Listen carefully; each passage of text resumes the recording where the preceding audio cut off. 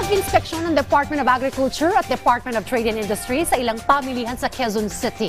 Yan ang ulat ni Vel Custodio.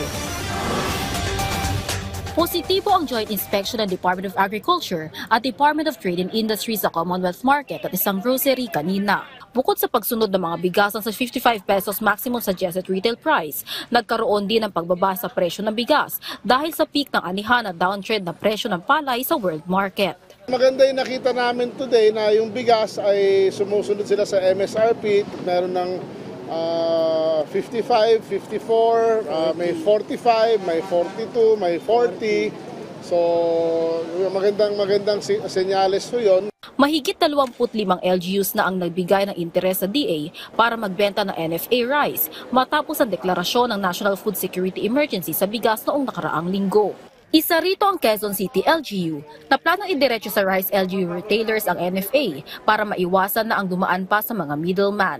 Nasa 150 kadiwa sites na rin na nagtitinda ng NFA rice. 450 hanggang 550 NFA rice retailers naman ang target ng DA na magbenta ng naturang bigas bago matapos ang taon. Bukod sa bigas, bumaba rin ang presyo ng kamatis sa 30 pesos per kilo sa Commonwealth Market.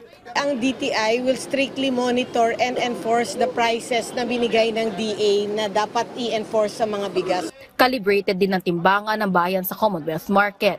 Bumaba rin ang presyo ng manok sa 130 pesos kada kilo mula sa 180 pesos noong Disyembre. Nasa 170 naman ang retail price ng sibuyas, kaya mag-i-import muna ang DA ng 4,000 toneladang sibuyas para mapigilan na pagsipa ng presyo nito.